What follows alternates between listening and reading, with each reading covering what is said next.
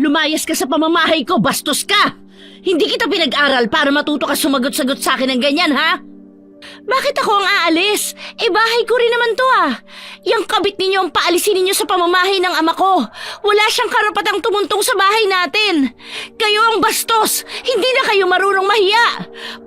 Buhay pa si tatay dinadalhan nyo na agad ng kapalit. Pambihira naman kayo, oo. Saan nyo ba nakuha ang lalaking yan? Mukhang sanggano at parang hindi ba pagkakatiwalaan Vina, tumigil ka na ha? Kapag ako hindi nakapagpigil, paduduguin ko yung bibig mo sa sampal. Bakit hindi niyo muna paduguin yung bibig niyo nang matauhan kayo sa kahibangan ninyo? Nakakahiya kayo. Ako ang nandidiri sa pinagagagawa ninyo. Abot ang lintik na to Ano? Sasampalin niyo ako? Marunong pa po pala kayong mahiya sa pinagagagawa ninyo, no? Ikaw, Mang Estong, alam niyo po bang may anak po ito at buhay pa ang asawa niya? Talaga bang wala na kayong hiya sa mga sarili ninyo? Nakikita niyo po ba si tatay? Ayan buhay na buhay. Hindi ba kayo nag-aalalang baka gawin din yan sa inyo ng nanay ko? Ang totoo pang-7 lalaki na kayong dinala niya rito sa bahay. Kapag wala na siyang mahihita sa mga nagiging lalaki niya, iniiwan niya kaagad. Wala siyang ipinagkaiba sa babaeng bayaran. Isang malakas na sampal ang dumapo sa pisngi ng may 18 taong gulang na si Vina mula sa kanyang inang si Aling Dory. Ito na ang pinakamasakit na ginawa ng kanyang ina para saktan ang damdamin ng kanyang ama na nakakulong sa upuang kahoy habang baldado ang kalahating katawan. Magmula na magkasakit ng polio si Mang David, ay hindi na naging maayos ang pagsasama ng mag-asawa. Palagi na ang mga ito na nag-aaway, hanggang sa magpasya na si Aling Dory na humanap ng kaligayahan sa ibang lalaki, sa katauhan nga ni Mang Estong na mukhang hindi gagawa ng mabuti. Sa itsura pa lang ay mahirap na itong pagkatiwalaan, lalo pa at sa kabila ng pagtatalo nilang mag-ina ay nakukuha pa nitong ngumiti na para bang masaya ito sa nangyayari sa kanilang dalawa. Mas lalo siyang nakaramdam ng awa para sa kanyang ama na walang magawa sa kalokohan ng kanyang ina. Bakit niyo ako sinampal? Parang ako pa lumalabas na mali. Na parang sinasabi ninyong dapat ko pa kayong suportahan sa mga pinaggagawa ninyo sa buhay niyo. Hintayin niyo namang mamatay si tatay bago ninyo palitan. Kung ayaw mo kay Estong, hindi naman kita pipilitin. Ako naman ang makikisama sa kanya, hindi ikaw. Wala kang pakialam sa buhay ko, ha? Anak lamang kita. Kaya umayos ka. Kaya kitang ipagpalit kay Estong dahil totoong nagmamahalan kami. Anak niyo nga lamang ako. Pero marunong po akong mahiya kapag bastos ang ina ko. Hindi kayo pwede rito. Kung gusto ninyo magsama, kayo ang lumaya sa pamamahay ng aking ama.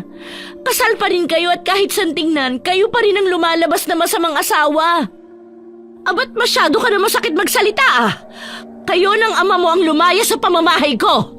Saka, wag na wag mong iinsultuhin si Estong kundi tatamaan ka sa akin. Saka sinong ipinagmamalaki mo, ha?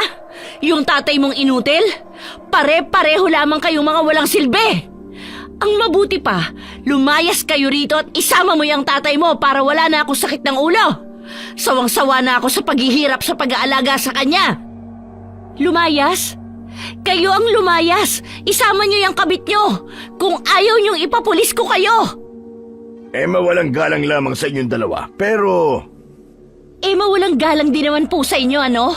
Kanina pa po tayo nagbabastusan Huwag kang sumabat dito kapag hindi kita kinakausap. Usapang pang pamilya to. Mahiya naman ho kayo. Talaga naman palang bastos ang anak mo, mahal Hanep pa. Sarap ng tawagan. Dinaig niyo pa ang tunay na mag-asawa. Hindi ba kayo kinikilabutan sa tawagan niyo? Baka tamaan kayo ng kidlat dyan sa kinatatayuan niyo mandamay pa kayo. Huwag mo na lamang pansinin, mahal.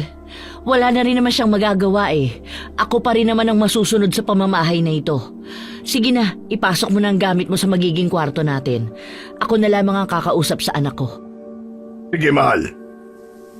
Si Vina naman, na nasasaktan, ay wala nang nagawa nang makitang pumasok sa silid ni Aling Dory si Mang Estong Dala ang mga gamit nito, habang ang kanyang ama ay nakaupo lamang sa tumba-tumbang bangko, nakatingin sa asawa. Nangingilid ang luha na bakas sa muka ang matinding galit. Halata yun sa namumulan nitong pisngi. Bukod sa sakit na polio, ay hirap na itong magsalita dahil na-stroke ito sa madalas na pagdadala ni Aling Dory ng lalaki sa pamamahay nila. Matagal na rin siyang nagtitimpi ng galit para sa kanyang ina, na wala nang ginawa kundi ang bigyan ng sama ng loob si Mang David. Kung minsan ay nahihiya na rin siyang humarap sa mga tao, lalo pa at wala nang ibang laman ng tsismis sa kanilang lugar kundi ang pangalan ng kanyang ina. Kakarmahin din kayo sa mga pinaggagawa nyo, Nay. Wala kayong kwentang asawa at wala kayong kwentang ina. Agad na pinakawalan ni Aling Dory ang pinakamalakas na sampal sa mukha ni Vina. Bumagsak sa sahig ang dalaga habang sapu-sapo ang kanyang pisngi. Kasunod ang pag-agos ng mainit na likido sa kanyang labi. Nanginginig ang kanyang tuhod sa galit na tumingin sa nakatayo niyang ina, habang ang hintuturong daliri nito ay nakaduro sa kanyang muka.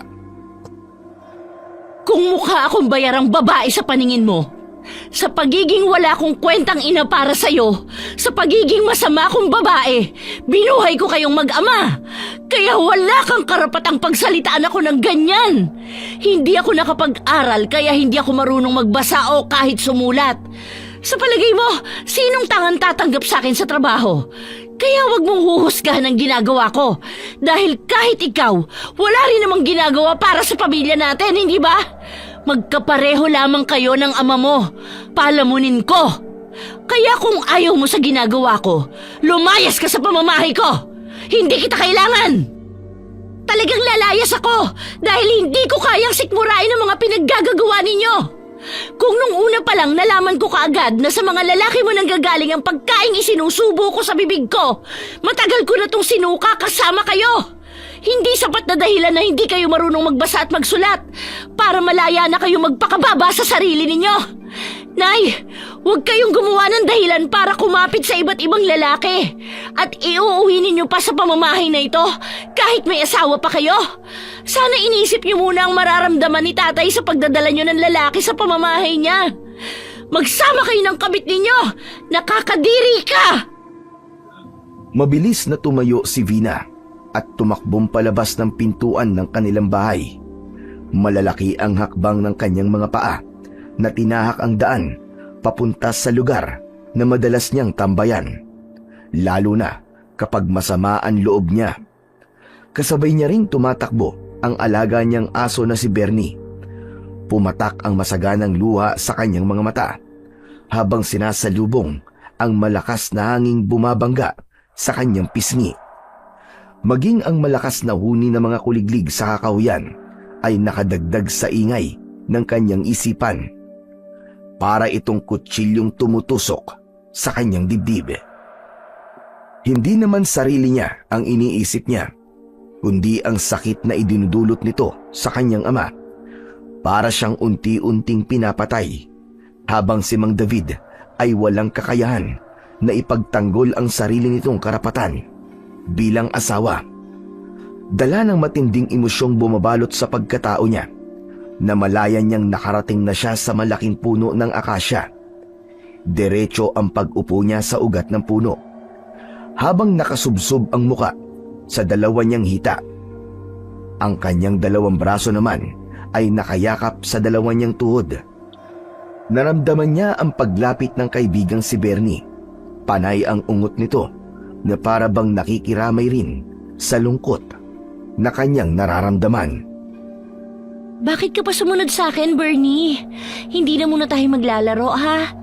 Narinig mo naman siguro na nag-away na naman kami ni nanay. Umuwi ka muna sa bahay, bantayan mo si tatay. Wala siyang kasama roon. Iniangat ni Bernie ang unahan nitong paa, saka ipinatong sa kanyang braso. Alam ni Vina kung ano ang ibig sabihin ng kanyang alagang aso kapag ganito ang ginagawa nito. Siya lamang ang nakakaintindi sa hayop. dahil na rin sa matagal niyang pag-iisa sa pagharap sa kanyang mga problema. Ito na lamang ang kanyang kinakausap. Sige na Bernie, ayos lang ako kahit naman madilim eh. Kitang-kita ko pa rin ang daan dahil maliwanag naman ang buwan. Magsasalita pa sana si Vina nang bigla silang nakarinig ng malakas na ingay mula sa kanilang likuran. Nanggagaling yun sa naputol na sanga ng kahoy. Magkasabay rin silang napalingon ni Bernie sa lalaking nakangiti habang nakatayo. Parang sumasayaw sa hangin si Leo habang tinatakot si Bernie. Ilang saglit lang ang kanilang pagkabigla ay agad din itong nilapitan si Bernie. Si Leo, na 30 taong gulang, ay apo ni Lolo Beloy, ang nag-iisa niyang kaibigan.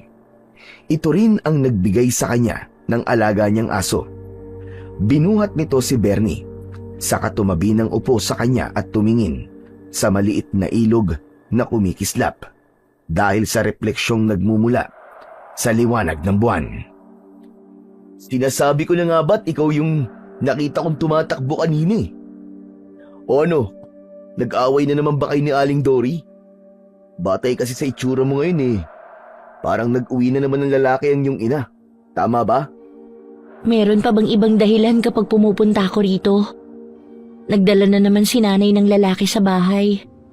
Kahit si Bernie ayaw niya sa bagong asawa ng aking ina. Pagod na akong intindihin siya eh. Awang-awa na rin ako kay tatay. Ay nako, kawawa naman pala si Mang David. Mas lalong hindi mo siya dapat iwanan. Paano kung ma-stroke ulit siya dahil sa pinaggagawa ni Aling Dory? Pagkatapos wala ka sa tabi niya. Parang hinahangad din nanay na mamatay na nga si tatay eh. Kung hindi naman ako umalis kanina, baka hindi ko na mapigilan ang sarili ko. Malabanan ko na ang aking ina.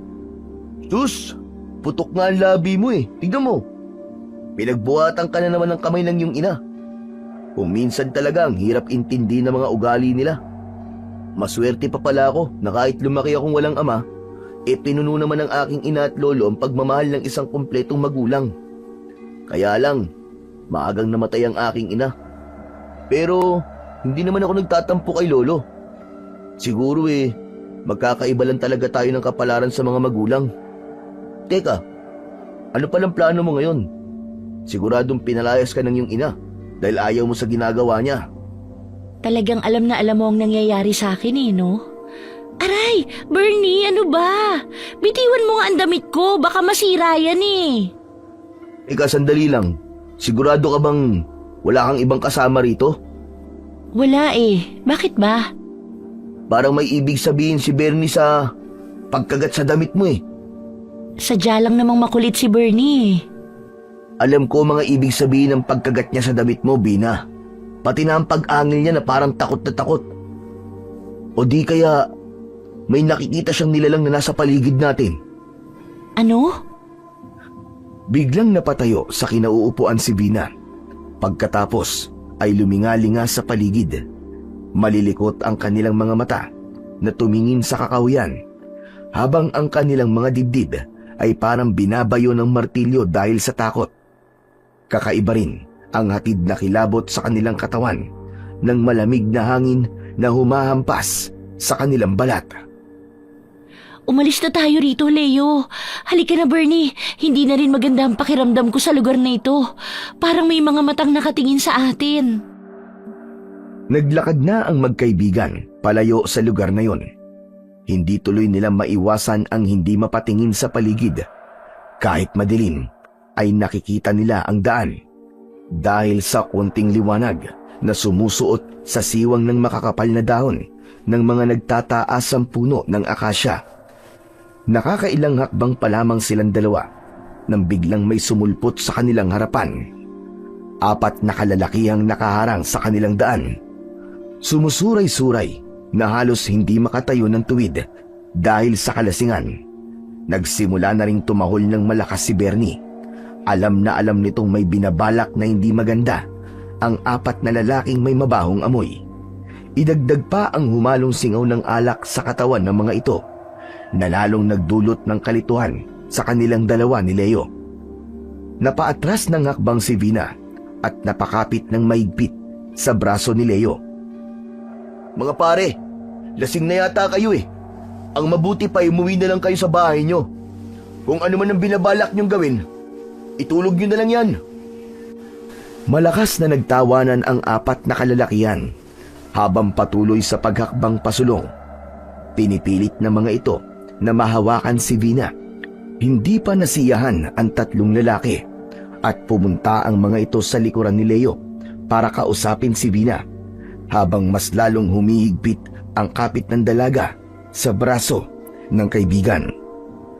Napatingin ang tatlong lalaki sa nagsalitang si Alex. Sinabi ni Alex kay Leo na kahit isang gabi lang daw ay baka pwede raw mahiram si Vina. Katulad rin naman daw siya ng ina na kahit sinong lalaki ay pwede. Hindi naman nagustuhan ni Leo ang mga sinabi ni Alex. Pare, parang panis na alak yata ang nainom nyo ah. Parang hindi na maganda ang tabas ng dila mo ah. Wala ba kayong kapatid o ina? Masyado kasing bastos ang lumalabas sa bibig mo eh. Halika na nga, Leo. Huwag mo na lang silang patulan. Si Bernie naman ay panay ang tahol sa apat na lalaking nakaharang pa rin sa daan ni Vina at Leo. Para itong gustong sumugod at nakahanda ng kumagat sa mga lalaking patuloy na nambabastos kay Vina. Teka, Bernie, tumigil ka na. Huwag mo na silang tahulan. Umalis na lang tayo rito. Akma na sana silang babaling sa ibang direksyon para umalis.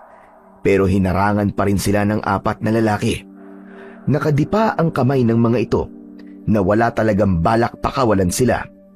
Sinabi nitong maganda raw ang lugar na napili nila ni Leo para magtagpo. Kung may gagawin daw ang mga ito kay Vina, ay iisipin daw ng mga tao na si Leo ang may gawa. Wala rin daw makaririnig sa kanila kung sakaling magsisisigaw sila para humingi ng tulong.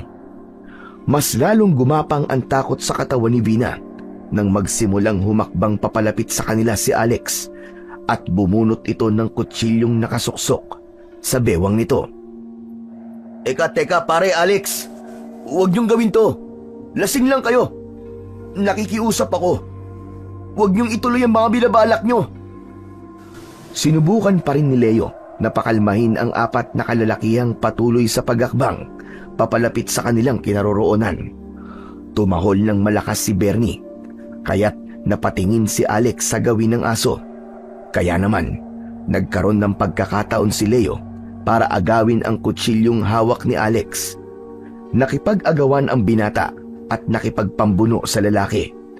Bumagsak ang mga ito sa lupa, habang ang tatlong lalaki naman ay nakangising lumalapit kay Vina. Napaatras ng hakbang ang dalaga.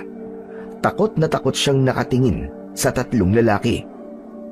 Nagulat na lamang siya nang biglang lumukso si Bernie at diretsong kinagat sa braso ang payat na lalaki. Napasigaw ito sa sobrang sakit. Habang kitang-kita niya ang pagbaon ng pangil ng kanyang aso sa laman ng lalaki. Dahil doon ay pinagtulungan itong saktan ng dalawa pang lalaking parehong mataba. Pinagsususuntok ng mga ito ang kanyang alagang aso. Pasadsad na bumagsak sa damuhan si Bernie habang umaangil dahil sa sakit. Dala ng matinding pag-aalala ni Vina, sinugod niya ang mga ito. Pinagsisipa niya ang masiselang parte ng katawan ng mga kalalakihan. Bumagsak ang mga ito sa damuhan habang namimilipit dahil sa sakit. Lalapitan na sana niya si Bernie pero hinila siya sa kamay ni Leo para tumakbo. Vina, tara na! Bilisan mo! Sandali! Si Bernie! Leo! Balikan natin si Bernie! Ahabol na lang si Bernie sa atin, Vina. Walang mangyayari masama sa kanya. Kailangan na natin makalayo bago pa nila magawa ang binabalak nila sa'yo. Sa paglingon ni Vina sa kinaroroonan ni Bernie, ay nakita niyang nakahiga pa rin ito sa damuhan. Samantalang ang apat na kalalakihan ay mabilis nang humahabol sa kanila. Sinubukan nilang makalayo sa lugar na yon, pero mabilis na tumakbo si Alex, kaya't naharangan na naman sila nito. Ipinakita ni Alex ang hawak na kutsilyo, saka ikinuskus nito sa pisngi. Pagkatapos ay dinilaan pa na parang wala na sa sariling katinuan. Habang malagkit ang titig sa muka ni Vina, ngumisi itong nagpalitaw naman sa bungal nitong ngipin, kaya't gumapang ang kilabot sa katawan ng dalaga nang maramdaman ang mainit at madulas na kamay ng dalawang lalaking biglang humawak sa tigkabilaan niyang braso. Ano ba? Bitiwan niyo nga ang braso ko! Nakakadiri kayo! Pare, ano ba? Huwag niyo naman bastusin si Vina. Pabayaan niyo na lang kami makalis dito, nakikiusap kami. Ayaw namin ng gulo. Matuto naman sana kayo rumispeto sa babae. Maawa naman kayo sa kanya. Akma na sanang tatalikuran ni Leo at Vina ang apat na mga lalaki nang sinuntok bigla ni Alex sa tiyan si Leo. Nabitiwan ng binata ang kamay ni Vina dahil namilipit ito sa sakit. Si Vina naman ay pilit na iwinawaksi ang braso sa dalawang lalaking nakahawak sa kanya. Nang makabawi ng lakas si Leo, ay gumanti ito ng suntok kay Alex. Bumulagta ang payat na lalaki sa damuhan. Bumitaw sa kanyang braso ang dalawang lalaki at sumugod kay Leo. Ang isa namang lalaki ay umalalay para itayo ang natumbang si Alex. Pinagtulungan ng mga ito si Leo, pero hindi na nagpatalo ang binata. Isa-isang bumagsak ang mga ito sa damuhan. Takbo na! Humingi ka ng tulong sa mga nagro-rondang tanod! Bilisan mo, Vina! Hindi kita iiwan, Leo. Halika na, umalis na tayo.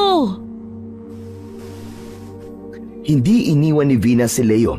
Sa halip, dumampot na lamang siya ng putol na sanga ng kahoy sa lupa. Sinugod niya ang mga nakahandusay na kalalakihan, saka pinagpapalo ang hita ng mga ito. Pero nahawakan ni Alex ang kahoy at mabilis itong nakatayo para sana gumanti kay Vina. Mabilis na naiharang ni Leo ang katawan sa harap niya. Tinamaan ng suntok sa likod si Leo, kaya nagkaroon ng pagkakataon ng mga ito na pagtulungang bugbugin si Leo. Pinagsisipa ni na Alex ang binata at walang pakialam kung saan tamaan si Leo. Napilit naman sinasalag ang pag-atake ng apat na lalaki. Tumakbo ka na! Humingi ka ng tulong sa mga tanod! Bilisan mo, Vina! Halos mabingi si Vina sa lakas ng tawanan ng mga lalaking patuloy na sumisipa sa tiyan ni Leo. Ni ayaw gumana ng isip niya ng mga sandaling yon, lalo na nang makita niyang dumudugo na ang bibig ng kaibigan. Naluluwa ang mga matang napatingin siya sa paligid. Tulong! Tulungan ninyo kami! Umalis kayo! Huwag ninyo saktan si Leo! Mga walang hiya kayo! Umalis ka na! Iligtas mo sarili mo, Vina! Ang tigas ng ulo mo! Umalis ka na! 3 hakbang paatras ang ginawa ni Vina habang mahigpit ang kapit niya sa kahoy. Nang matapos ang mga kalalakihan kay Leo, si Vina naman ang binalingan ng mga ito. Galit na hinablot ng matabang lalaki ang tangan na kahoy ni Vina. Nakipaghilahan siya dito, pero mas malakas ito kumpara sa kanya, kaya't nabitiwan niya ang hawak na sanga na kahoy. Natumba siya at napaupo sa lupa habang hindi inaalis ang paningin sa papalapit na matabang lalaki. Maawa na kayo sa kanya! Huwag niyo sasaktan! Mga walang iya kayo! Pagsisisihan niyo to! Leo! Tulungan mo ako! Bumangon ka! Nakikiusap ako, tulungan mo ako! Huwag kayong lalapit sa akin! Kayong mga ungas kayo! Ako ang harapin niyo! Leo! Sabay-sabay na napalingon ang apat na mga kalalakihan habang humahalakhak ng tawa na parang mga halimaw. Lahat ay muling sumugod sa kinaroroonan ni Leo. Balak na nilang patayin ang binata dahil isinaksak na ni Alex ang hawak nitong kutsilyo sa binata. Mabuti na lang at mabilis na nakailag si Leo. Kahit nahihirapan itong tumayo, ay nagawa ring gumanti nito ng suntok sa mga lalaki. Pero dahil isa laban sa 4, wala na namang nagawa si Leo kundi ang tanggapin ang mga suntok ng mga lalaking nakahawak sa katawan nito. hanggang sa manghina ang binata habang nakagulong sa lupa. Pagkatapos nilapitan nila si Vina at hinawakan ng maigpit si tigkabila ang braso, saka inihiga siya sa damuhan. Isang matabang lalaki naman ang pumipigil sa kanyang dalawang binti. Kahit na anong pagpupumiglas ang gawin niya, hindi siya makaalis sa pagkakahiga. Idagdag pa ang mabilis na paghubad ng sinturon ni Alex sa tapat niya, hanggang sa nahubad na ng mga ito ang kanyang suot na short. Nalantad sa mga ito ang maputi niyang hita. Halos mabaliw ang mga lalaking may pigil sa braso niya at binti. Pumatak na lamang ang luha niya dahil sa takot na baka magtagumpay ang mga ito sa pangahalay sa kanya. Huwag! Nakikiusap ako, huwag! Huwag! Tila bingi ang mga lalaki sa lahat ng pakiusap ni Vina. Mas lalo siyang kinabahan nang makitang nahubad na ni Alex ang suot nitong pantalon, habang nakikita niyang pilit na bumabangon si Leo para tulungan siya. Pinagsasampal siya ng mga ito. Naramdaman niya ang pamamanhid ng kanyang labi. Naramdaman niya ang mainit na likidong umaagos sa kanyang baba. Si Alex na lumuhod sa kanyang hita ay sinuntok naman ang kanyang sikmura. Naramdaman niya na parang huminto ang kanyang paghinga dahil sa sakit na nararamdaman, maging ang bahagyang pagkahilo at panghihina ng katawan. Walang ibang pumasok sa isip niya kundi ang kanyang ama. Paano na lamang si Mang David kung mawawala pa siya? Siya na lamang ang nag-iisa nitong kakampi. Wala nang magawa si Vina kundi ang sumigaw ng malakas, lalo na nang maramdaman niyang nahubad na ang kanyang kasuotan. Hayop ka, Alex! Papatayin kita! Umalis ka sa ibabaw ni Vina! Leo! Tulungan mo ako! Napansin ni Vina ang pagsisikap ni Leo na tumayo para tulungan siya. Dumampot ito ng malaking bato, saka tumakbo sa kinaroroonan ni Vina. Malakas na pinukpok ng bato ni Leo ang ulo ni Alex bago pa ito makadapa sa katawan ni Vina. Umagos ang dugo sa noo nito at bumagsak sa damuhan habang hawak ang ulo. Mabilis na tumayo ang tatlong lalaki para pagtulungang muli si Leo.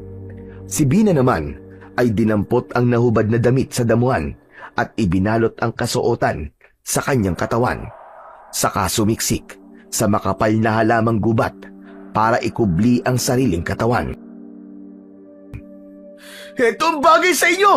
Mga wala kayong kwenta! Nang hindi na halos makagalaw ang mga ito sa damuhan, ay nilapitan siya ni Leo. Umupo ito para silipin siya sa halamang pinagtataguan niya. Nanghilid ang mga luha nitong hindi makatingin sa hubad niyang katawan. Bumakas ang galit sa mga mata ng kaibigan. Muli nitong nilapitan ang mga nakahigang lalaki at pinagsisipa nito sa muka. Mabilis na nagsuot ng damit si Vina, kahit nasira na yon dahil sa puwersang paghablot sa kanyang damit. Nanginginig ang kanyang tuhod na nilapitan niya si Leo. Inawat niya ito sa pambubugbog sa mga tauhan ni Alex. Tila nawala ang kalasingan ng mga ito habang nagmamakaawa sa kaibigan niya na huwag silang papatayin. Ngayon naman, kayo ang nagmamakaawa! Ipakukulong ko kayo! Tumagot si Alex nang nakangising dumudugo ang bibig. Sinabi nitong ano raw ang ipinagmamalaki ni Vina, samantalang gawain naman daw yon ng kanyang ina. Kung ano raw ang puno ay siya rin daw ang bunga. Biglang nandilim ang paningin niya dahil sa narinig. Pakiramdam ng dalaga ay umakyat ang kanyang dugo sa utak dahil sa galit. Buong lakas niyang pinagsisisipa ang pinakamaselang parte ng katawan ni Alex. Namilipit ito sa sakit habang nakatirik ang mga mata. Leo!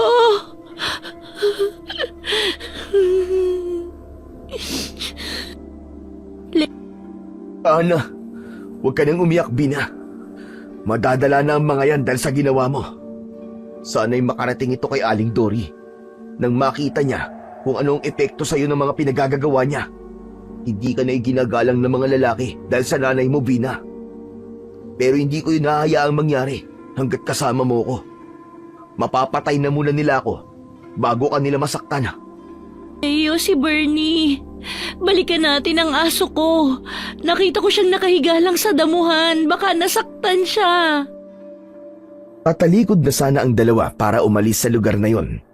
Pero napatigil sila sa pagakbang nang mula sa madilim na bahagi ng kakahuyan ay lumabas ang isang nilalang. Napaupo silang dalawa sa damuhan habang dahan-dahang sumisiksik sa halamang gubat para magtago. Kitang-kita nila ang nakakatakot na nilalang na nakatayo malapit sa nakahandusay na mga lalaki. Tumutulo ang laway nitong nakatingin sa lupa. Hindi nito napapansin sina Vina at Leo. Diyos ko! Anong klaseng nilalang yan, Vina? Hindi ko alam, Leo. Hinaan mo ang boses mo, baka marinig niya tayo. Grabe ang kanyang itsura. Ang kanyang mga mata ay kulay dilaw at ang mga tenga ay mataas pa sa kanyang ulo. Bukod sa walang ilungan nilalang, lumalabas din ang malaahas niyang dila. At, Diyos ko po, pati ang kanyang katawan ay balot na balot ng mga tinik. Para siyang taong higad. Mahahaba rin ang kanyang mga kuko sa daliri sa kamay at nakalitaw ang malalagari niyang mga ngipin. Anak ng, anong gagawin natin? Kapag nag-ingay tayo, tapos na rin ang buhay natin. Teka, sandali. Anong gagawin niya kina Alex? Hindi kaya aswang nila lang na nasa harapan natin. Ganyan na ganyan ang itsura ng mga ikinikwento sa akin ni Lolo Beloy. Diyos ko po. Pigil ang boses na huwag mapasigaw. Napataklob na lang ng palad sa bibig si Vina. Hindi nila inaasahan ang mga sumunod na nangyari nang biglang lumaki ang bibig ng halimaw at inilabas nito ang malatubong dila. Hinawakan nito ang ulo ni Alex at mula nga sa kanilang pinagtataguan ni Leo ay kitang-kita nila kung paano bumaon ang dila nito sa ulo ni Alex. Halos mamilog ang mga mata at bibig ni Alex nang sipsipin ng halimaw ang utak niya. Nakatirik ang mga mata ng biktima habang sarap naman ang aswang sa paghigop ng utak ng lalaki. Halos mapasuka si Vina sa mga nakita habang si Leo naman ay hindi na rin nakapagsalita sa eksenang nasasaksihan sa harap nila. Pakiramdam nila ay hindi na sila humihinga ng mga oras na yon. Leo! Huwag ka muna magsasalita, Vina. Baka marinig niya tayo. Walang nagawa ang magkaibigan, kundi ang panoorin kung paanong binutas ng nilalang ang tiyan ng biktima gamit ang mahahaba nitong mga kuko. Hindi na rin nakatakbo ang tatlo dahil nahawakan na ito ng aswang sa ulo. Dahil bugbog sarado ang katawan ng mga kasama ni Alex, tila nagbigay dahilan yon sa halimaw na hindi ito mahirapan sa paglantak sa laman loob ng mga lalaki. Bawat baunan ng dila nito ay nagkikikisay ang katawan na parang natutuyong kahoy. Kakaiba ang aswang na lumalantak sa katawan ng mga biktima dahil sa paraan ng pagkain nito. Pambihira! Ngayon lang ako nakakita ng ganyang nilalang. At ngayon lang may nangyaring ganito sa baryong ito. Tumakas na tayo bago pa niya tayo mapansin. Natitiyak kong ang apat na lalaking yan ang sadya niya at hindi tayo. Nagkakamali ka. Walang pinipili ang aswang. Kapag naubos niya ang laman loob ng biktima, tayo naman ang isusunod niya. Pero dahil sa puwersang pagpunit ng halimaw sa tiyan ng mga biktima, tumilamsik sa kanilang muka ang mabahong amoy ng malansan likido mula sa katawan ng matabang lalaki. Nalasahan ni Vina ang mapait na sariwang dugo na dumikit sa kanyang bibig. Pag-angat ng kanilang muka ay nagkatamaan sila ng tingin ng halimaw na tapos nang manginain. Umangil ito na sumasayaw-sayaw sa paglalakad habang papalapit sa kanila. Nawala ang iniindang sakit ng katawan ng dalawa at mas nangibabaw ang kagustuhan nilang makatakas. Diyos ko!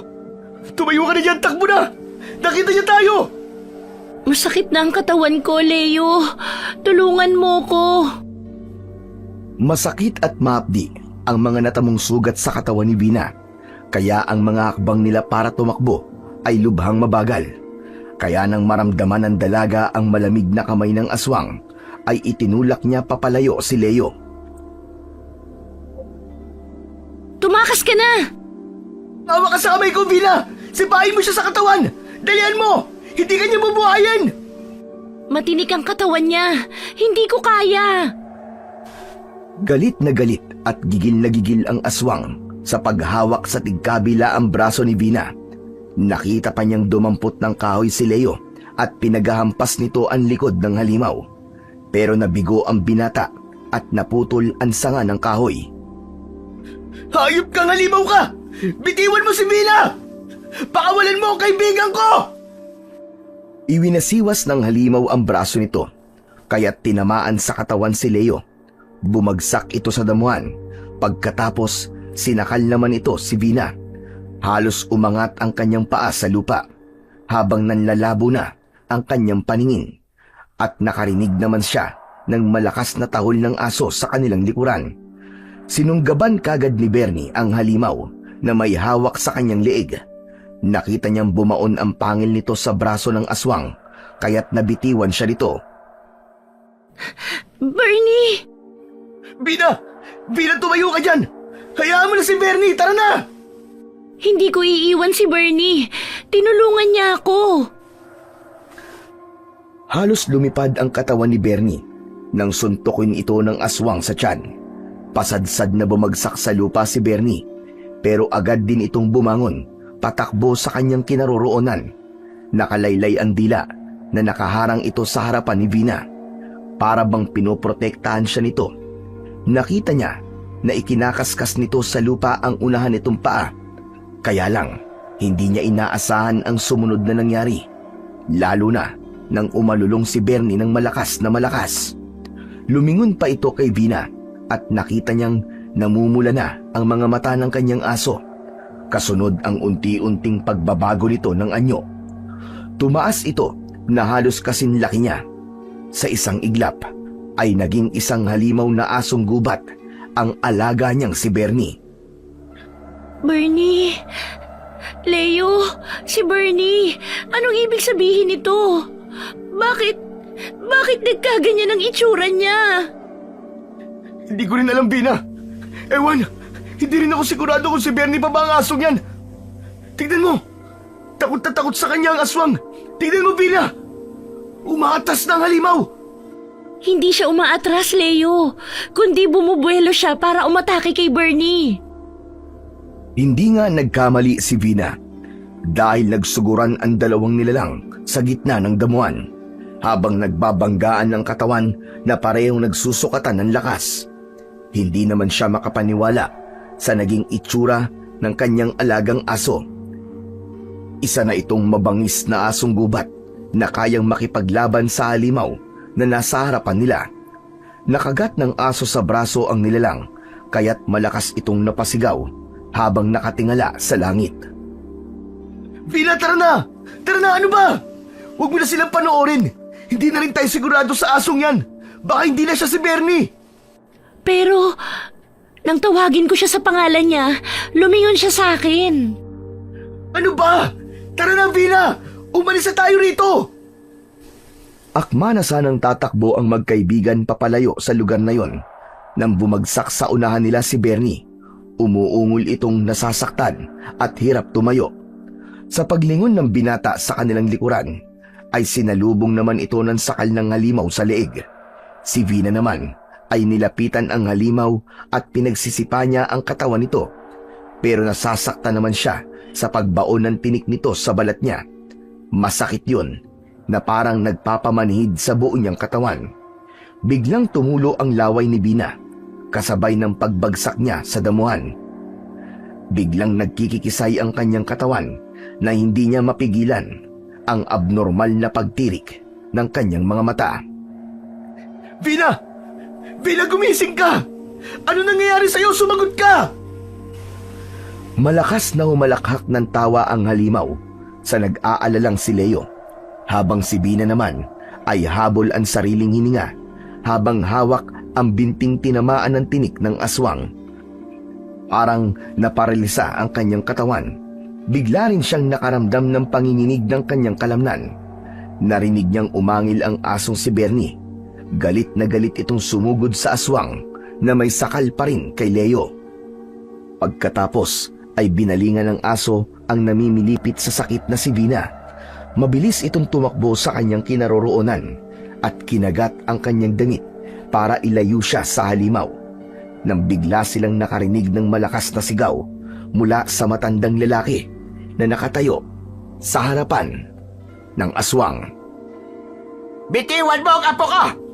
Ako ang harapin mo, walang hiya ka! Lolo! Masyado ka na marami napapatay. Ako ang kaharapin mo. Hindi kita uurugan. Bernie, atakihin mo ang halimaw na yan! Tila naintindihan ng aso ang sinabi ng matanda at mataas itong tumalon para kagatin sa braso ang halimaw. Bumaon ang mga pangil nito sa kamay ng aswang, kaya naman nabitiwan ito ang leeg ni Leo. Bumagsak ang binata sa lupa, habang si Vina ay nakaupo sa lugar na pinagdalhan sa kanya ni Bernie. Unti-unting nawala ang pananakit ng sugat niya mula sa tinik ng aswang, hanggang bumalik ang lakas ng kanyang katawan. Nabigla na lang sila sa bilis ng pangyayari, nang mula din sa malayo ay tumalon ng mataas si Lolo Beloy. Pagbagsak nito ay sakto sa kinaroroonan ng aswang. Nagpambuno sina Lolo Beloy at ang halimaw, habang si Bernie naman ay kagat-kagat pa rin sa binti ang aswang.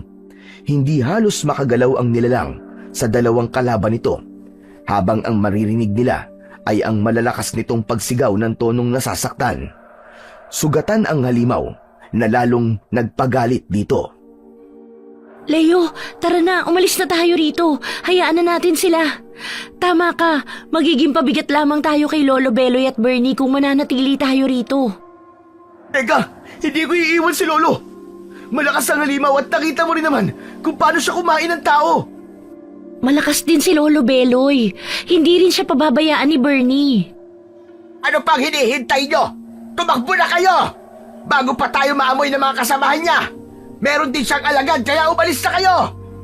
Sa likod niyo, Lolo! Diyos ko po! Leo! Si Lolo Beloy! Nahawakan ng halimaw ang binti ni Lolo Beloy. Pagkatapos ay pinaghampasan pa ito sa lupa. Habang si Bernie naman ay muling kumagat sa binti ng halimaw. Pero nadakot ng aswang ang ulo ni Bernie at malakas na inihagis sa katawan ng puno.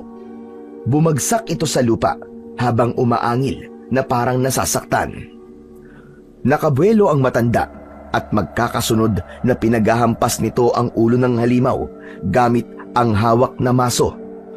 Mapapatay na sana na matanda ang nakahandusay na kalaban nang mula sa hindi kalayuan ay nakarinig sila ng malalakas na pag-angil ng kakaibang hayop.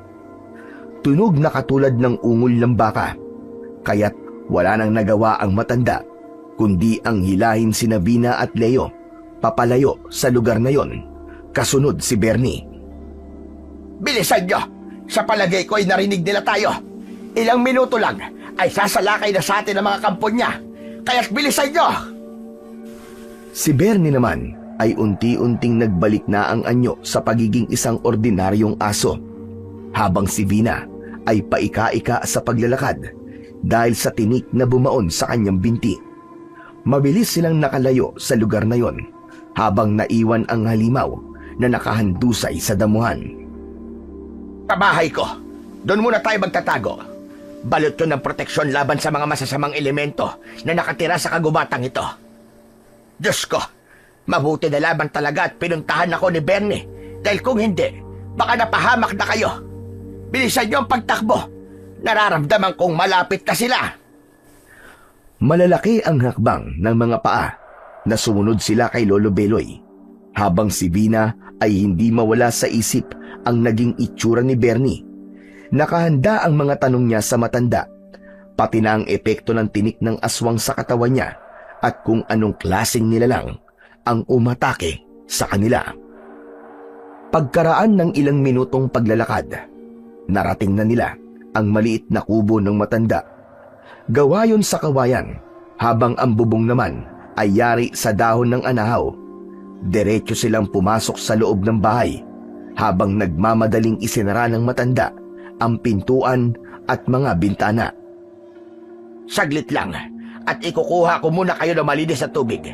May nilaga pa akong talbos ng bayabas para malinisin ang mga sugat nyo sa katawan. Bernie, magbantay ka sa labas ng balkonahe.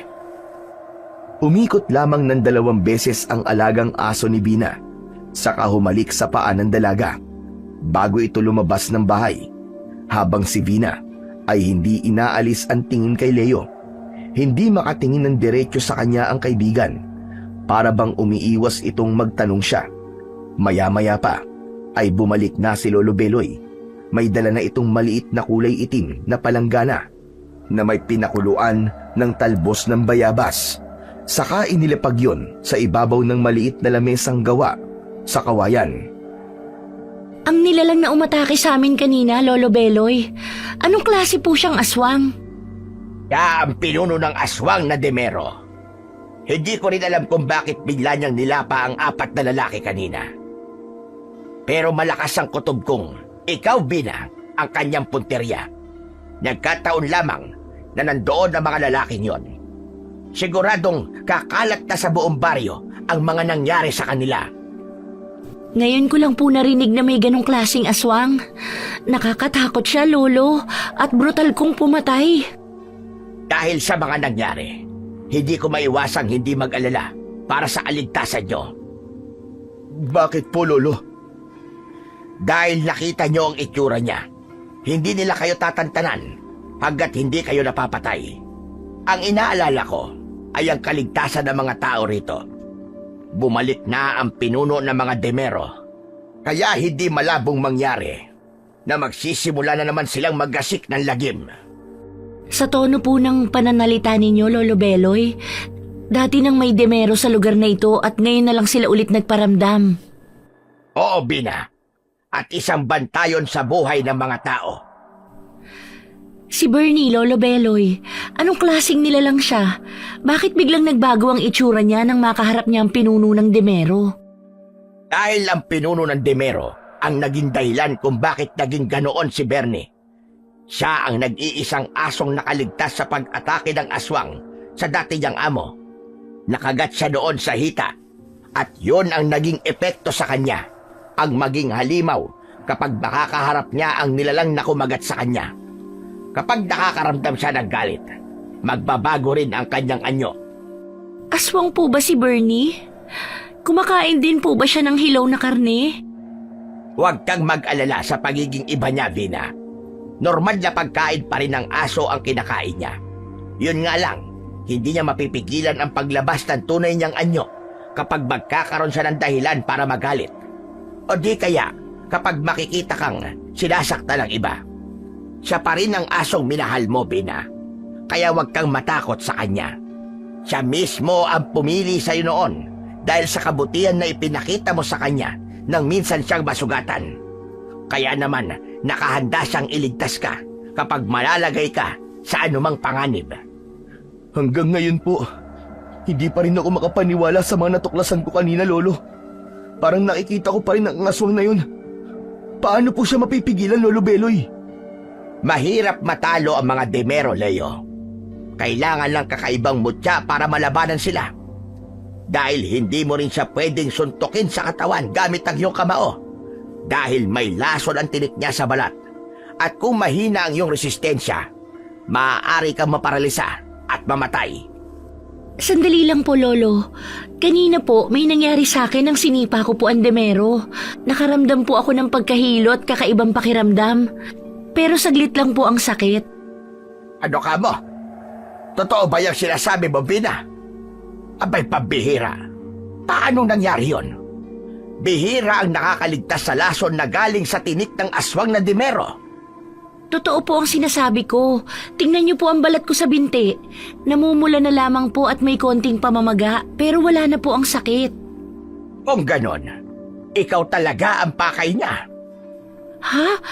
Ano po? Ikaw ang itinakda sa kanilang pinuno. Ikaw ang babaeng matagal na nilang hinihintay. Ang magdadala ng kanilang lahi. Mag-iingat ka, Bina. Alam kong sa mga oras na ito ay nagpaplano na siyang hanapin ka para gawing palahian.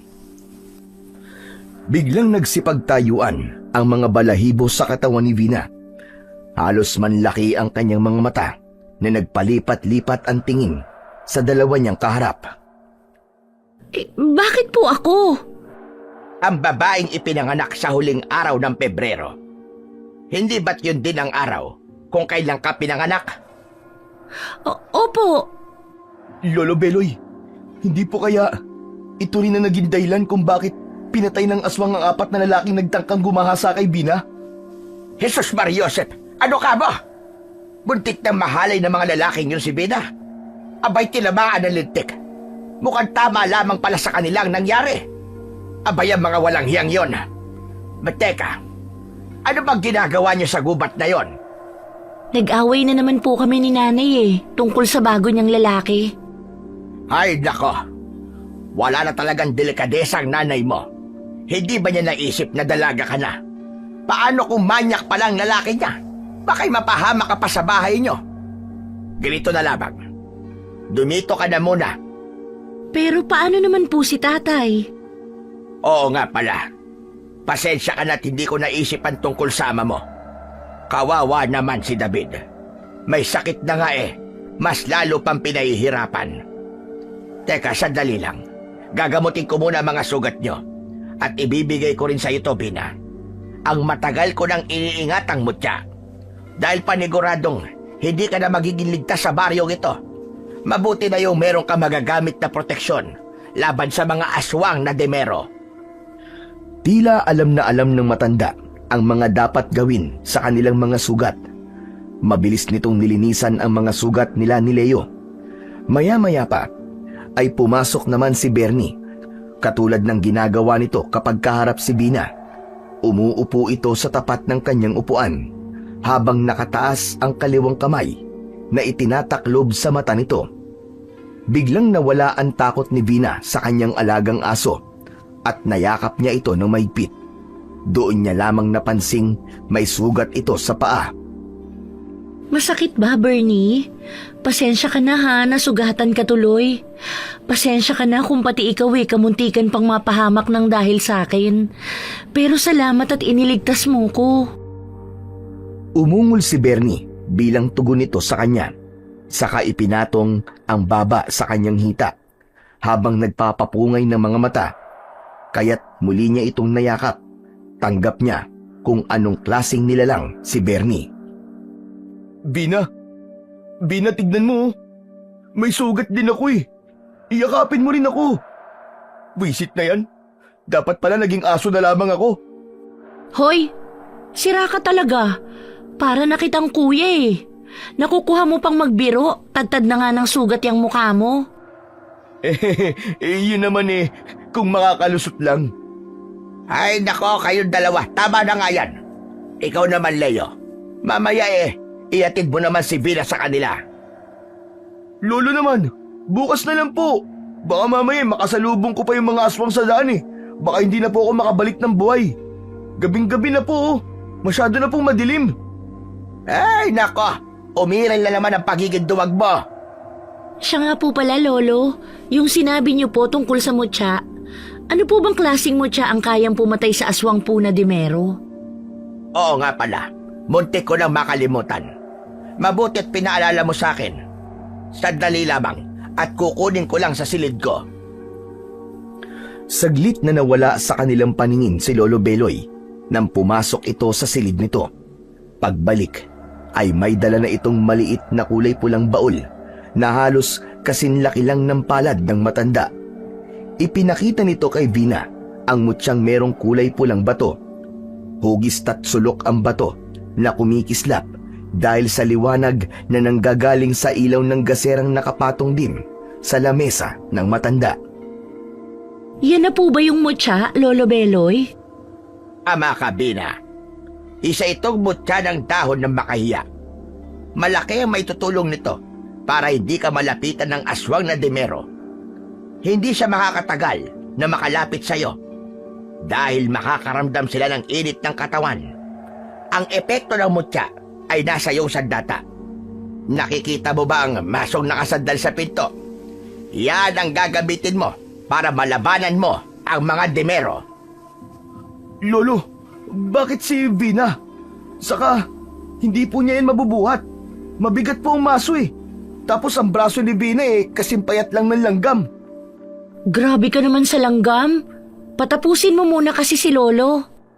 Kapag suot na ni Bina ang mutya ng dahon ng makahiya, magkakaroon siya ng kakaibang lakas, talas ng paningin at pandinig.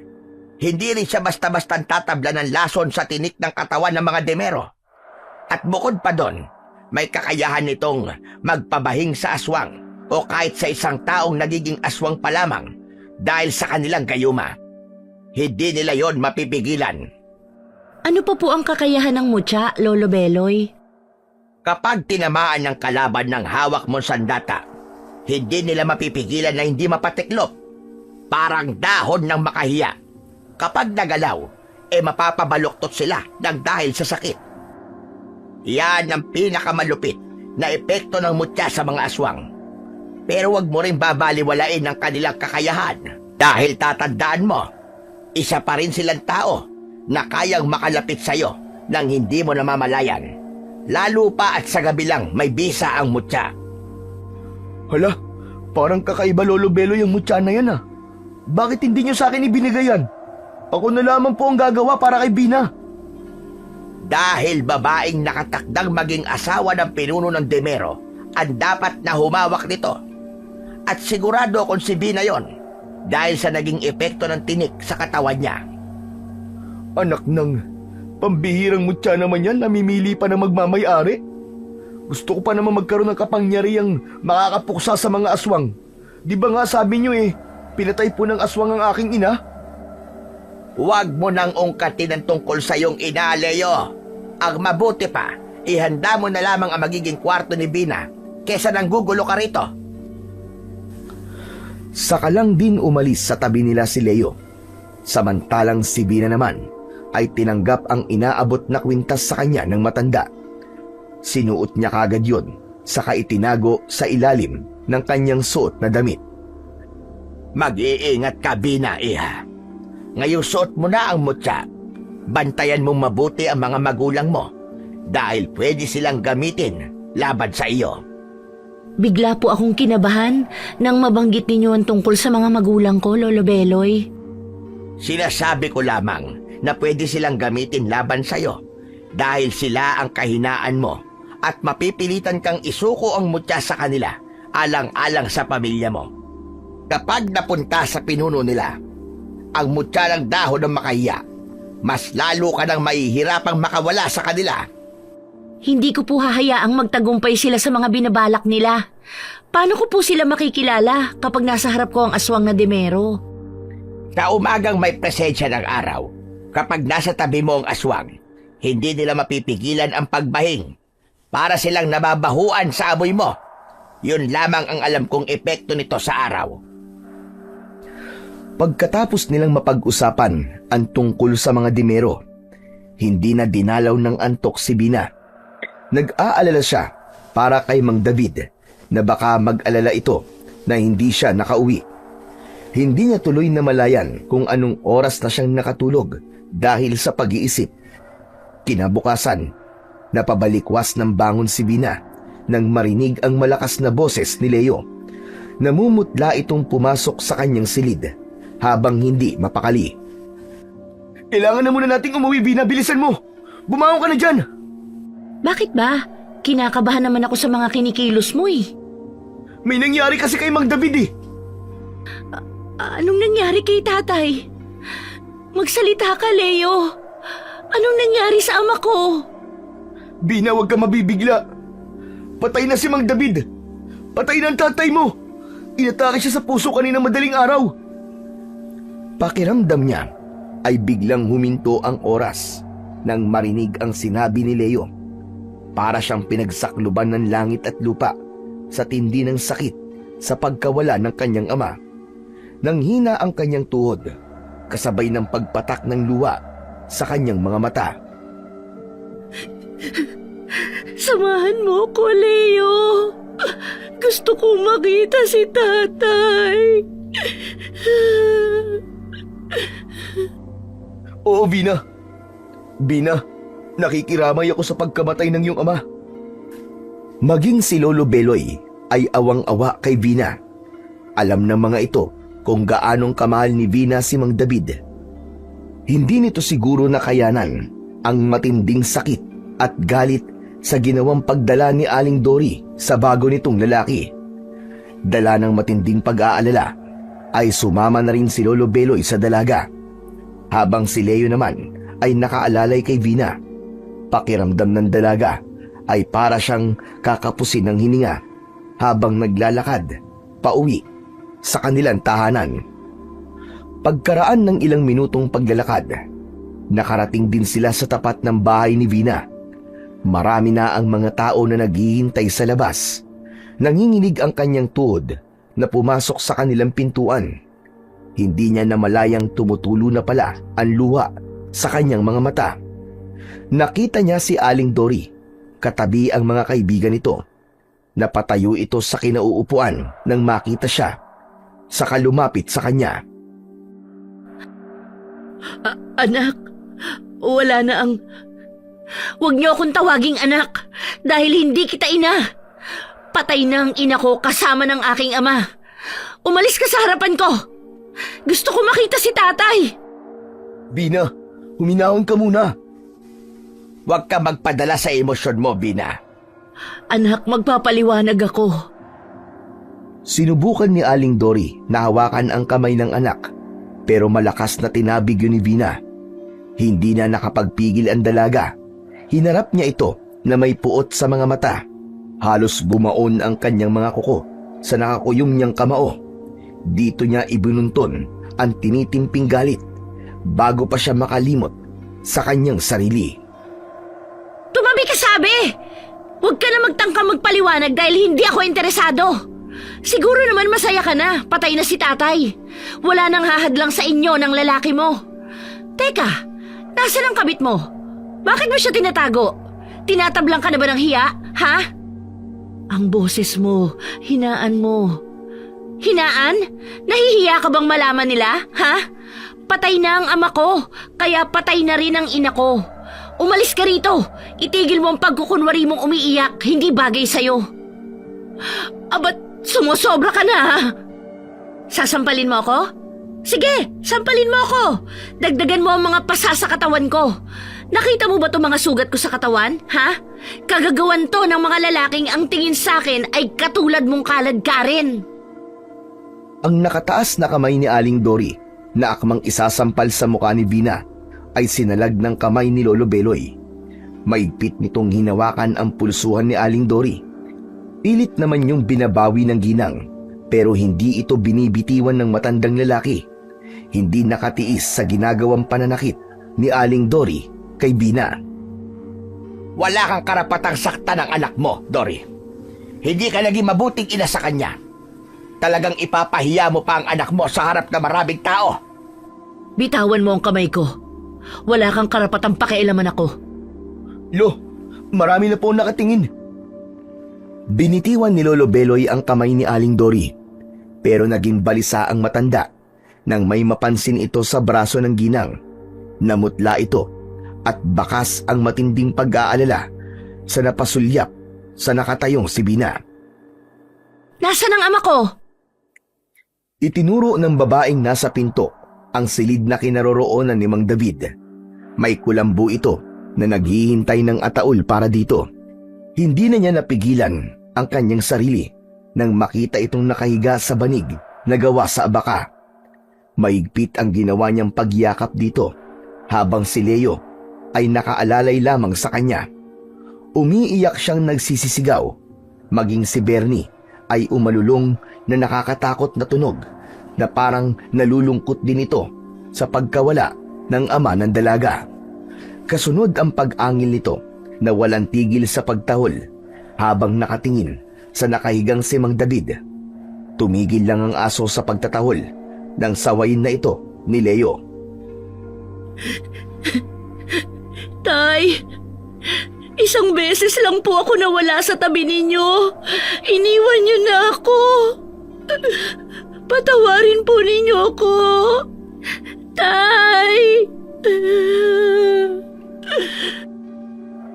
Muling isinubsob ni Vina ang kanyang muka sa braso ng kanyang ama, habang ang kamay ni Leo ay nakapatong naman sa balikat niya.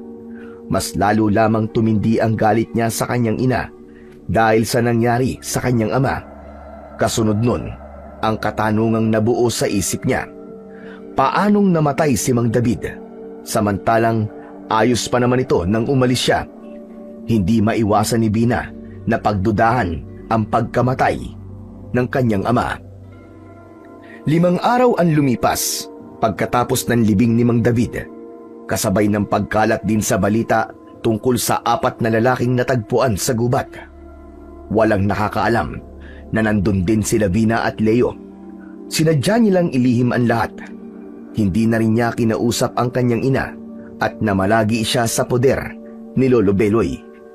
Ayaw na niyang makita si Aling Dory dahil umiiwas siyang magkamali at magkasakitan silang mag-ina. Hanggang isang umaga, sa balkonahe, kinausap siya ni na Lolo Beloy at Leo. Vina, ano kasi? Ano yun, Leo? May sasabihin ka ba? May sasabihin daw sa'yo si Lolo Beloy.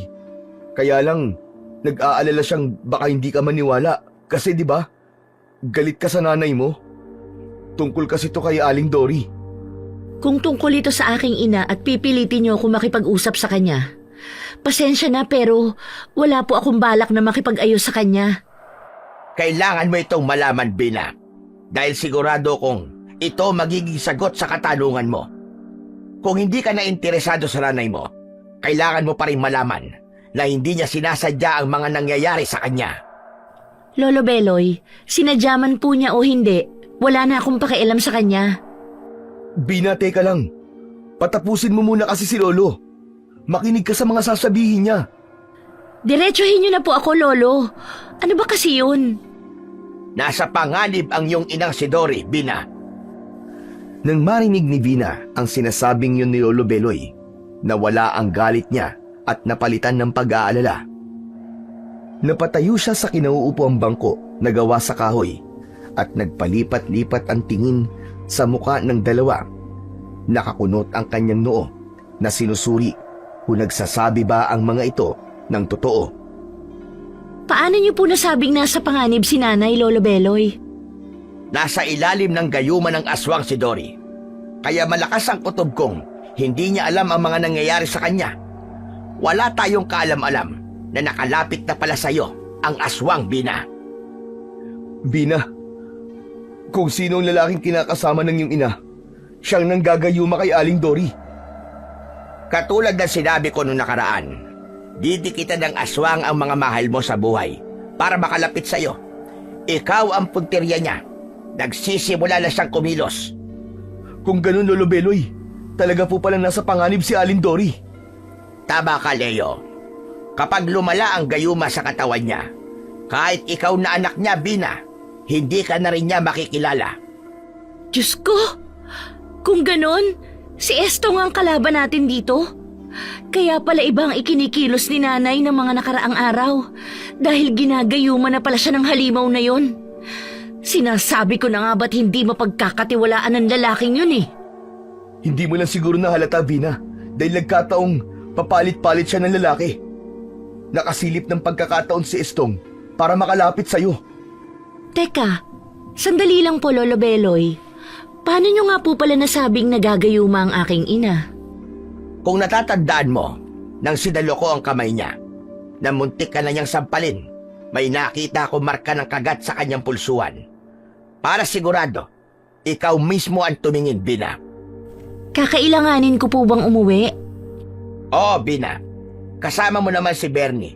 Hindi kanya pababayaan. May proteksyon pa rin naman ang mutya ng tao ng makahiya. Kaya hindi kanya agad masasaktan. Gawin mo ang lahat para mabawi ang iyong ina nang hindi niya mahahalata. Pero, Lolo Beloy, sandali lang po. Kilala siya ng halimaw na yun. Baka mas lalo pumapahamak si Vina sa gagawin niya. Gagawin ko para sa kaligtasan ni nanay. Wala nang ibang paraan, kundi ang dikitan ng kalaban.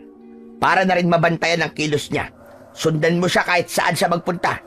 Yun lamang ang tanging paraan para malaman natin kung saan sila nagkukuta. Malakas ang kutob kong marami siyang itinatagong alagad. Kaya mag-iingat ka, Vina. Teka, Lolo. Parang ako naman po ang kinakabahan sa inyo eh. Bawasan mo kasi ang pagkakape mo, Leo.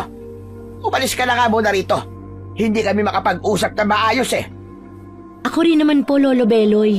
Hindi rin po ako sigurado sa gagawin natin. Hindi ko po alam kung matutulungan ako ng mutya ng dahon ng makahiya. Kung hindi ka magtitiwala sa sarili mo, hindi mo maililigtas si Dory. Planado ng aswang na Dimero ang kanilang mga hakbang, kaya madali lang sa kanyang makalapit sa inyo. Hindi maipaliwanag ni Vina ang bumundol na kaba sa kanyang dibdib. Dahil sa takot, lalo pa at naalala niya ang eksena na kung paanong nilapa ng aswang na Dimero ang 4 na kalalakihan. Hanggang sa ngayon ay hindi pa rin alam ng mga tao ang tungkol sa totoong nangyari sa mga lalaki. Nang magkasundo sila sa mga gagawin, umuwi si Vina para makita ang kanyang ina. Kasama niya ang asong si Bernie. Pagdating niya sa kanilang bahay, ay nakita niyang nakaupo si Mang Estong sa labas ng kanilang balkonahe. Kampante itong nakaupo habang nasa kusina ang kanyang ina. Nang matapat siya dito, ay bigla itong nagsalita habang nakangisi ng nakakaloko. Aba, mukhang makakasama ka na namin ng nanay mo, Vina. Nahinto ito sa pagsasalita nang ilang beses itong napabahing sa harap niya. Bumakas sa mukha nito ang pagtataka, kaya naman napatingin ito sa kanya ng mariin, habang siya naman ay nakikipagtitigan dito ng buong tapang. Si nanay lang ang ipinunta ko rito, hindi ikaw. Hindi kita kadugo at hindi rin kita kaano-ano. Kaya huwag kang umasta na parang ikaw ang aking ama. Ang tapang mo naman magsalita. Palibasay may pinagmamalaki ka na. Teka, para saan nga palang dala mong maso? Parang may pinaglalaanan ka ng iyong sandata.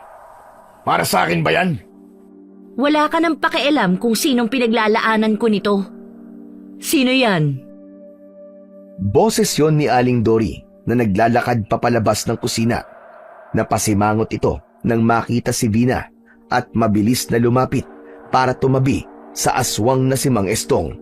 Pero maging ang kanyang ina ay paulit-ulit rin na napapabahing. Anong ginagawa mo rito, Havina? Sunod-sunod na pagbaying ulit ang ginawa ng kanyang ina, palatandaan na may gayuma itong mula sa aswang na Dimero. Pero hindi siya nagpahalata. Sa halip ay palihim niyang sinuri ang braso nito para makita ang markang sinasabi ni Lolo Beloy. Nagkunwari siyang magbibigay galang para may pagkakataon siyang makita ang kamay nito. Mano po, Nay? Halos manlaki ang kanyang mga mata nang makita ang marka. Totoo nga ang sinasabi ni Lolo Beloy. Bigla siyang nakaramdam ng konsensya sa lahat ng mga nasabi niya para sa ina. Anong masamang hangin ang nagtulak sa'yo para umuwi sa pamamahay ko? Akala ko ba si Lolo Beloy na ang bago mong pamilya? Gusto ko po kayong makasama. Kikilalanin ko ang lalaking ipinalit nyo sa aking ama, pero hindi ko masasabing matatanggap ko agad siya. Talaga, anak? Totoo ba yan? Opo, Nay. Pasensya na po sa mga nasabi ko nung nakaraang araw. Diyos ko, anak. Kung alam mo lang, kung gaano ako kasaya ngayong araw na ito. Akala ko hindi mo na ako matatanggap. Kumain ka na ba? Gusto mo bang ipagluto kita ng paborito mong longganisa? Huwag na po, Nay. Wala ako maayos na tulog kagabi. Gusto ko po sanang magpahinga muna. Teka. Parang ang hirap yata paliwalang nagkakasundo na kayo. Naipainumin niyo po ng gamot si Mang Estong, mukha pong sisipunin siya. Malawak ng ngiti ang itinugon sa kanya ni Aling Dory. Indikasyon yun na hindi nito nahahalatang puro pagpapanggap lang ang ginagawa niya. Si Bernie naman ay panay pa rin ang tahol sa harap ni Mang Estong, kaya binuhat na ni Bina papunta sa kwarto niya. Ano ba, Bernie? Huwag mo ngang tahulan si Mang Estong. Pagagalitan tayo ni nanay eh. Sige po, Nay. Gusto ko na pong magpahinga. O sige, anak. Ang saya ko talaga ngayong nakauwi ka na. Mabilis na tumalikod si Bina kay Aling Dory at kay Mang Estong dahil pakiramdam niya ay hindi na siya nakakahinga sa paraan ng pagtitig sa kanya ng lalaki. Parang pinag-aaralan nito ang kilos niya at sinusuri kung nagsasabi ba siya ng totoo. Pagpasok niya sa kanyang kwarto at paglapat ng kanyang katawan sa katre, pinagsisihan niyang nagawa niyang sungitan si Mang Estong dahil magtataka ito na bigla siyang naging mabait sa ina. Kaya lang ay hindi niya napigilan ang kanyang sarili. Ipinagdasal na lamang niya na hindi siya mahalata ng kalaban. Maghihintay siya ng pagdilim para masundan si Mang Estong at makalaya na ang kanyang ina sa gayuma. Ang ipinagtataka niya lang kung paanong nakapagparami ng kampon si Mang Estong samantalang hindi naman ito taga rito sa kanilang baryo. Maliban na lamang kung dating taga rito na umalis lang at muling nagbalik para kunin siya bilang ina ng magiging anak nito. Nang maisip ni Bina ang bagay na yon, ay hindi niya tuloy maiwasan ang hindi pagtaasan ng balahibo sa katawan. Pagkatapos maghapunan, ay muling pumasok sa loob ng kwarto si Bina. Ito ay para gawin ang mga balak niya para kay Mang Estong. Inihanda niya ang kanyang maso, maging ang kanyang suot na mutya. Hanggang sa pagsapit ng gabi, ay naramdaman niya ang pagsara at pagbukas ng pintuan nila sa kusina, habang ang aso namang si Bernie ay panay ang ikot sa kanyang harapan na para bang sinasabi nitong sundan na nila ang halimaw na si Mang Estong. Sa bintana ng kanyang kwarto siya dumaan, saka maingat na tumalon, habang magaan ang mga hakbang ng paa na tahimik na sumunod kay Mang Estong. Anong ginagawa niya rito sa tapat ng puno ng akasya? Teka, dito ako madalas tumambay ah. Ilang minutong naghintay si Bina sa malaking punong pinagtataguan at halos manlaki ang kanyang mga mata nang makita ang mga aswang na dimero sa unahan ng ilog. Kung ganon, sa ilog pala sila nakatira. Kaya pala palagi kong nararamdamang may nakatingin sa akin. Matagal na pala nila akong binabantayan. Pero walang nababanggit sa akin si Lolo Beloy. Matagal niyang pinagmasdan si Mang Estong na nakatayo sa tapat ng ilog at sa apat na halimaw na nakatayo sa harapan nito, habang ang mga tinik sa balat ay tayong-tayo na parang palaging galit. Maingat siyang humakbang papalapit sa mga ito habang kasunod ang aso niyang si Bernie. Hinawakan niya ang mutya at nakita niya ang kulay berding liwanag na parang kumikislap sa suot niyang kwintas. Kitang-kita niyang nag-reflect yun sa mata ng alaga niyang aso. Bernie, kailangan ko ng tulong mo. Puntahan mo sina Leo at Lolo Beloy. Bilisan mo para makabalik ka kaagad. Umikot lamang si Bernie saka maingat na tumakbo papalayo sa kanya. Pagkatapos ay muli siyang tumingin sa gawi ni Mang Estong. Maya-maya pa ay may dumating na isa pang dimero. May buwat ito na isang sako. Halos tumagal ng kalahating minuto ang pag-uusap ng mga ito bago binuksan ang laman ng sako. Nagulat siya sa laman nun. Teka, mga aso yun ah. Ano kayang gagawin nila sa mga aso? Ito na ba ang lahat? Bakit parang konti lang ang nakuha niyong mga aso? Wala rito si Bernie. Bilisan nyo! Sa bahay namin ang asawa ko. Naroroon siya. Kunin nyo, mga inutil! Halos mapataklob sa bibig si Bina nang marinig ang sinabi ni Mang Estong sa mga alagad nito. Kasabay ng pagpatay nito sa mga asong nasa loob ng sako. Nilantakan ng mga ito ang laman loob ng mga hayop na para bang hindi ito pinakain sa loob ng 1 taon. Napalingon sa likuran si Bina at nakita niya ang nakatayong si Bernie. Unti-unting nagbago ang anyo nito. Mapupula ang mga matang ikinakaskas ang unahang paa sa lupa, habang umuusok ang ilong dahil sa galit. Mabilis nitong sinugod si Mang Estong na nagulat pa sa pagdating ni Bernie. Agad nitong tinalon ang nakaupong mga aswang na dimero. Bernie! Sa lakas ng sigaw ni Vina dahil sa pag-aalala, nakita siya ng mga tauhan ni Mang Estong. Napatayo ang mga ito at sinalubong ang umaataking si Bernie. Mabilis na nadampot ni Mang Estong ang leeg ng aso saka inihampas sa puno ng akasya habang nakatingin sa gawi ni Vina. Nakangising nagmamalaki na sinaktan nito ang kanyang alaga. Dahil sa galit ay tuluyan ng lumabas sa pinagtataguan si Vina.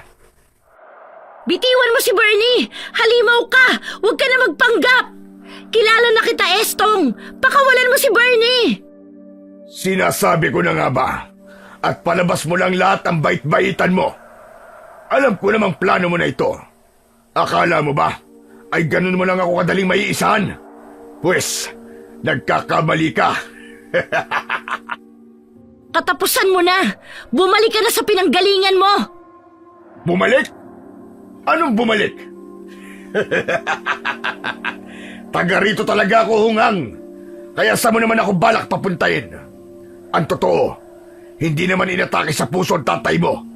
Pinatay ko siya. Pinatay ko! Nang sa ganon, ay mawala ang mga sagabal sa landas ko.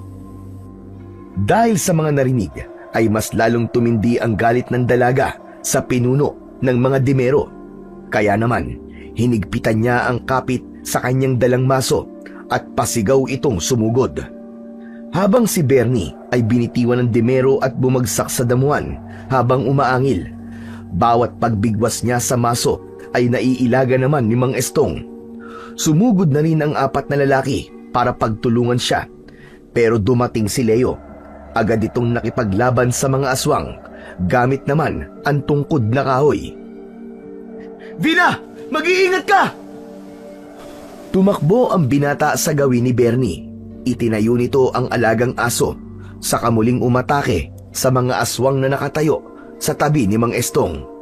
Binigwasan ni Bina ng hampas ng maso sa muka ang isa sa mga aswang.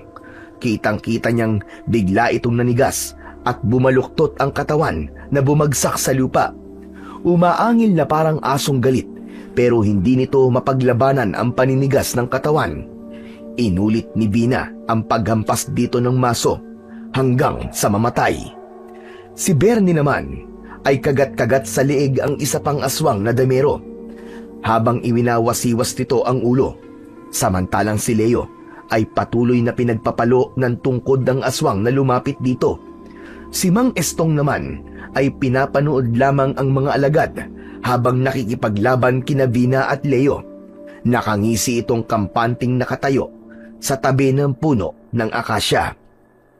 Ilang minuto ang lumipas ay nakita nilang nakahandusay na sa lupa ang mga kalaban habang nasusunog ang katawan dahil sa epekto ng maso ni Vina. Saka lamang din umatake si Mang Estong. Lumabas ang malatubong dila nito para puntiryahin si Vina, pero nahampas niya ito ng maso bago lumapat ang mahaba nitong dila sa katawan niya. Kitang-kita niyang umusok yon na parang napapaso. Pakialamera ka! Patikim pa lang ang ginawa ko sa inyo. Maaaring natalo niyo ang mga tauhan ko, pero hindi ako. Marami akong nakaplano sa inyo, Bina. Sumama ka sa akin at hindi ko sila sasaktan. Palalayain ko rin ang iyong ina. Mamili ka. Madali naman akong kausap. Hindi mo ako mauuto. Nakikita mo ba ang mutsyang ito? Ito ang tatapos sa kahayupan mo sa pagpatay sa mga tao, maging sa mga asong walang kalaban-laban sa'yo. Yan ang gusto ko sa mapapangasawa ko. Palaban! Kilabutan ka sa mga pinagsasasabi mo para na kitang ama. Kahit kailan hindi mo na mararanasang magkaasawa pa dahil papatayin na kita. Patakbong sinugod ni Bina si Mang Estong, pero parang alam nito ang lakas ng kanyang sandata. kaya iniilaga nito ang bawat pag-atake niya. Nang makahanap ito ng pagkakataon, ay saka siya nito binigwasan ng suntok sa sikmura. Kagaya ng sinabi ni Lolo Beloy sa kanya, hindi siya basta-basta tatabla ng suntok, maging ng tinik nito sa katawan. Pasadsad sa lupa siyang bumagsak dahil sa lakas ng pagkakasuntok ng aswang sa kanya. Bina! Ayos ka lang ba? Talaga bang magtatanong ka pa sa akin, Leo? Mukha ba akong ayos? Pilit na tumayo si Bina at muling humarap kay Mang Estong. Itinaas niya sa ere ang mutya ng dahon ng makahiya. Biglang napasigaw si Mang Estong dahil sa sakit at hindi nito makontrol ang sarili na hindi mapabaluktot sa kinatatayuan. Saka naman niya ito nilapitan at pinaghahampas niya ng maso ang katawan ng aswang na dimero. Napasigaw ito sa sobrang sakit habang hindi pa rin makagalaw. Si Bernie naman na nakabawi na ng lakas ay mabilis na sumugod kay Mang Estong at kinagat ito sa iba't ibang parte ng katawan. Kaya naman, bumagsak ito sa damuhan habang hindi maintindihan kung paanong iilagan ang mga kagat ni Bernie.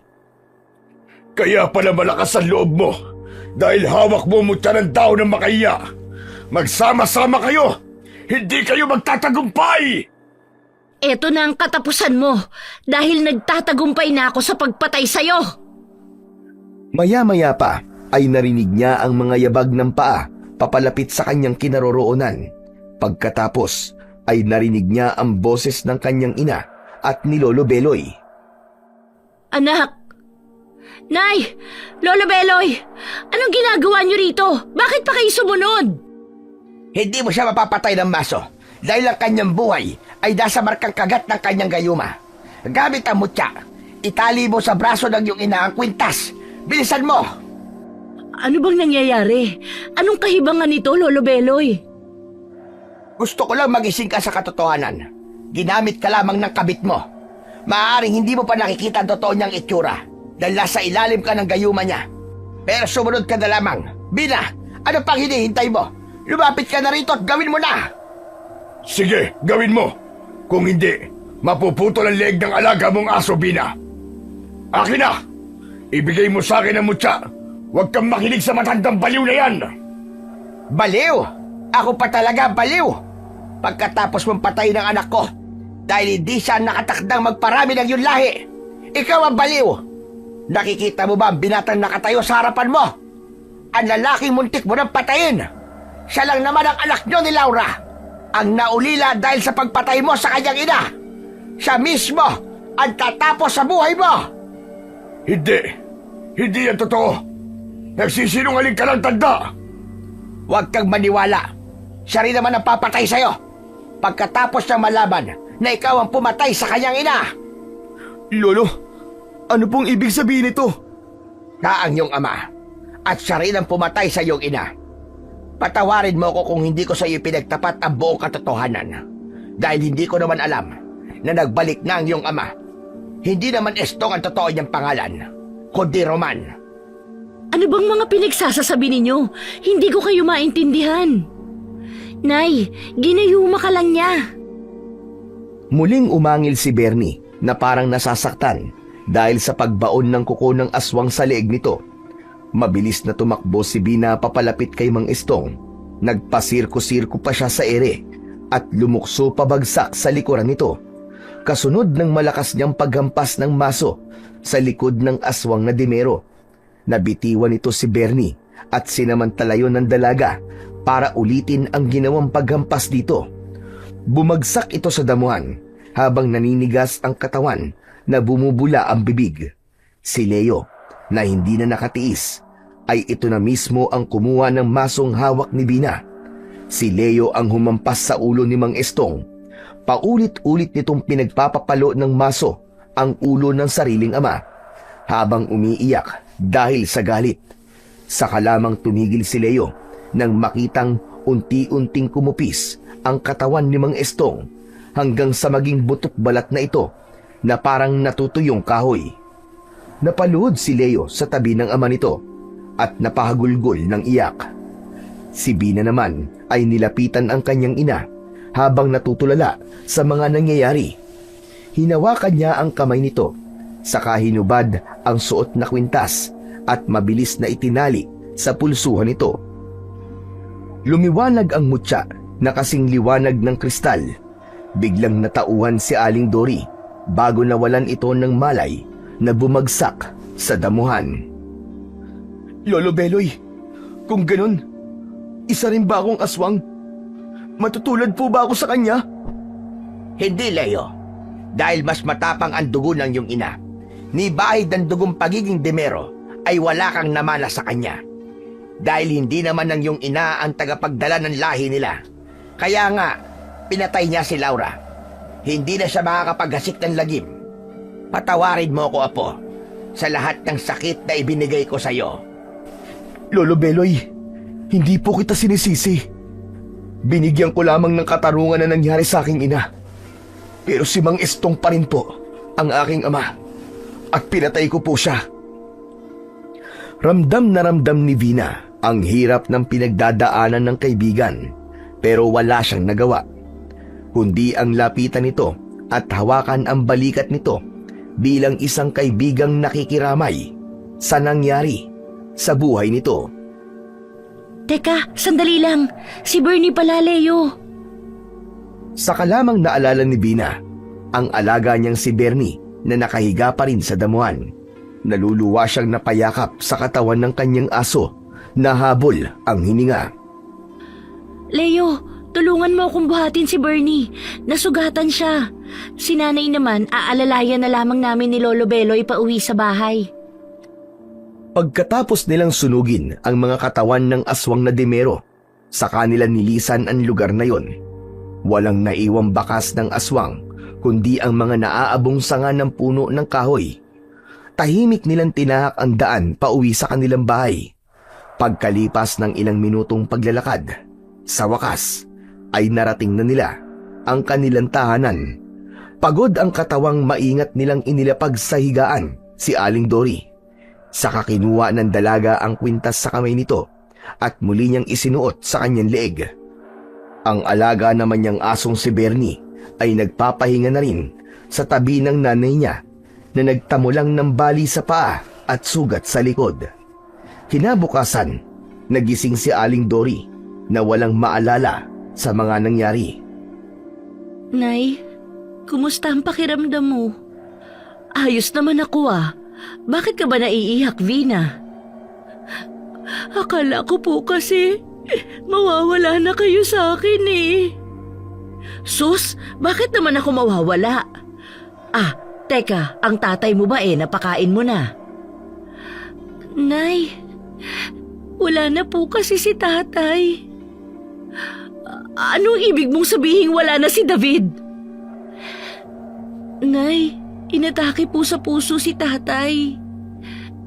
Nakaawang ang bibig ni Aling Dory nang marinig nito ang sinabi ni Vina, saka magkasabay na umagos ang mga luha nito sa pisngi. Ano bang nangyari? Parang ang tagal ko namang nakatulog. Wala na si David at sinasabi mong patay na siya. Ikinuwento ni Vina sa kanyang ina ang mga nangyari mula sa simula. Sa una ay hindi ito makapaniwala sa mga narinig, pero unti-unti rin itong natanggap na wala na nga si Mang David. Nangako ang kanyang ina na hindi na ulit ito magtitiwala sa mga lalaking hindi nito masyadong kakilala, maging ang maniwala sa magagandang pangako mula sa lalaking mag-aalok ng pagmamahal dito. Hanggang ngayon ay suot pa rin ni Vina ang mutya ng dahon ng makahiya, habang si Leo naman ay tangan ang masong pumatay sa ama nito. Si Lolo Beloy naman ay naging mabuting kapitan ng baryo ng Maru. Sa tulong ng asong si Bernie ay madali nitong nahanap ang mga kawatan at sakit ng ulo sa kanilang barangay. Ang alagang aso ni Vina ang nagsilbing tagapagbantay ng matanda para sa katahimikan ng baryo. Sa ikalawang araw, nakatakda naman ang pag-iisang dibdib ni Vina at Leo. Pinatunayan nilang hindi hadlang ang agwat ng kanilang edad para hindi sila magmahalan.